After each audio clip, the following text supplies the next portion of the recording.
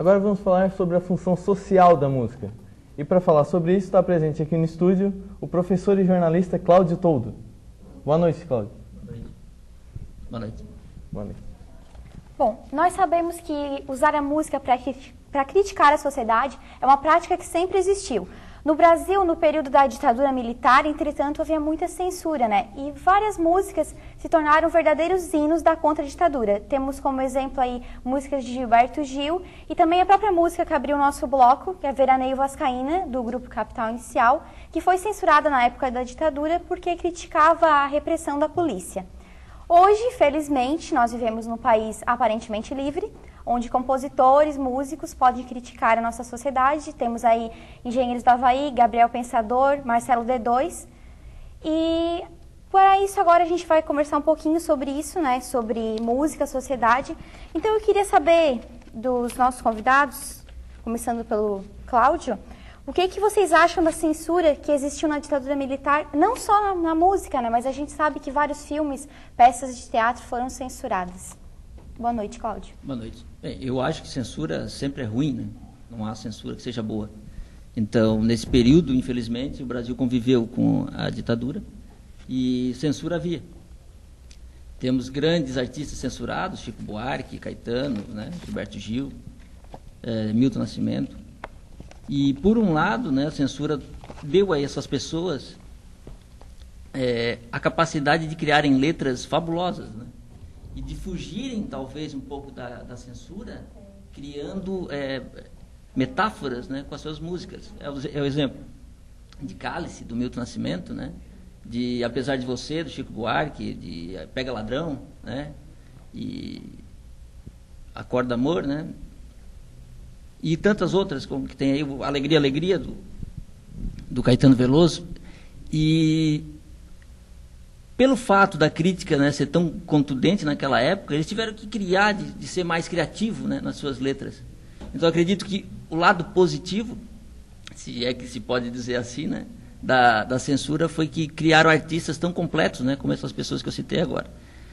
O lado negativo é que essas pessoas também passaram bastante vicissitudes, né, bastante problemas em função da censura. Porque eles não podiam tocar em rádio, né? Eles não podiam aparecer na televisão, fazer show era proibido, então eles tinham que ficar mendigando shows por aí, né? E tinham que ir para o exterior para se apresentar em Paris, se apresentar em outros países para poder sobreviver. Então tem esse lado ruim também do artista sofrendo por causa da censura. E se a gente for ver hoje, né, que o tempo é a mãe de todas as verdades, né? Hoje eles também recebem louros por causa desse período. Se formos ver, quem é que pensa hoje em ir num show do Vando? O Vando nunca teve uma música censurada. O Vando era um artista popular. Então ele não trouxe para os tempos de hoje esse carisma, esse mito de ser um cara que combateu a ditadura. Hoje, se tu traz Chico Buarque em qualquer lugar, em qualquer palco, lota. Entendeu? Ele trouxe esse crédito com ele. É um lado positivo hoje, né, da censura que eles viveram na época. Então tem tudo isso que, infelizmente, trouxe a ditadura, né, para a música brasileira. E outra coisa também, falando da ditadura, muitos dizem que hoje em dia os artistas, principalmente os brasileiros, não têm aquele sucesso que tinham os mais antigos, porque eles não têm contra o que lutar. Tanto que o Traje a Rigor fez uma música Rebelde Sem Causa, porque para quem viveu naquele tempo, hoje em dia não tem problemas. Daí dizem que não tem inspiração para fazer as músicas. O que tu acha disso?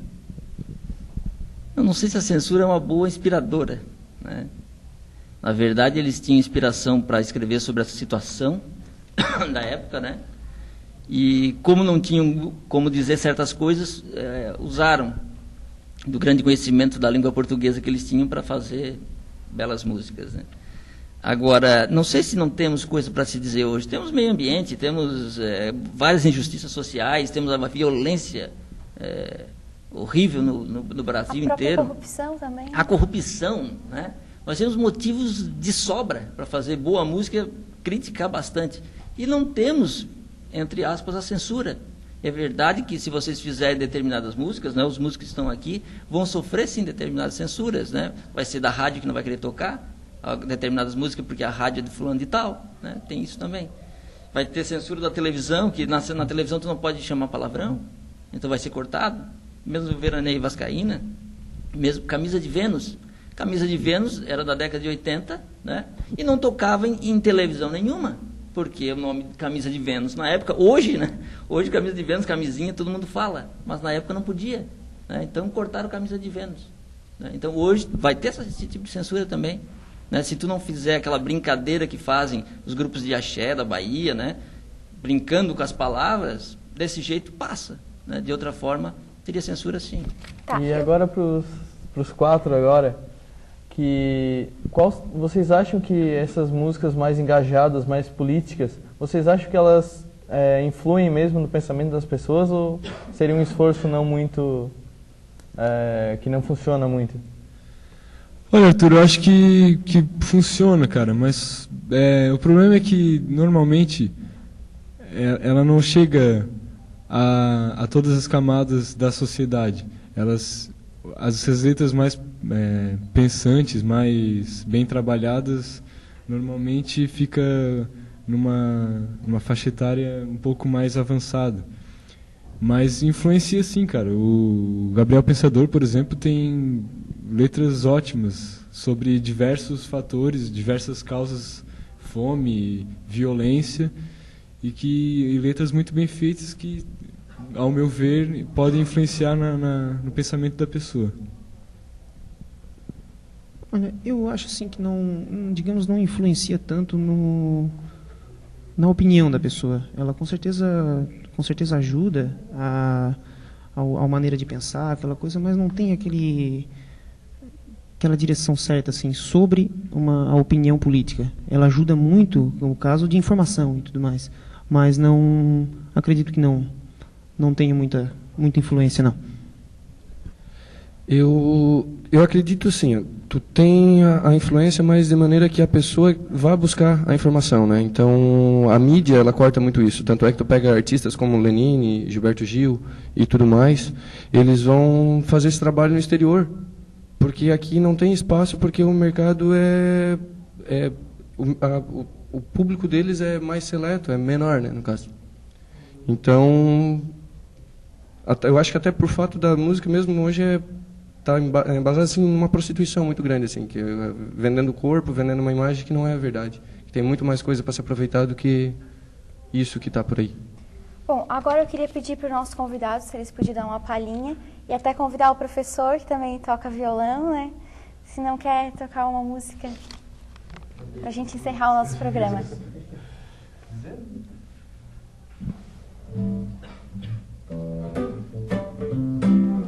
Vamos tocar a música tema da nossa banda. Já que sou brasileiro e o som do pandeiro é certeiro, tem direção. Já que subiu nesse ringue, o país do swing é o país da contradição. Eu canto pro rei da levada, na lei da embolada, na língua da percussão. A dança, mundango, dengo, a ginga do mambulengo, o charme dessa nação. Que fez o samba embolar, quem foi? Que fez o coco sambar, quem foi? Que fez a ema gemer na boa? Quem foi que fez do coco um cocá? Quem foi que deixou o oco no lugar? Quem foi que fez do sapo cantor de lagoa?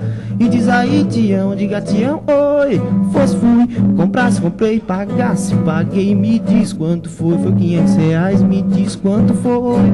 Diga Tião, oi. Fosse, fui, comprasse, comprei, pagasse, paguei. Me diz quanto foi, R$500, me diz quanto foi.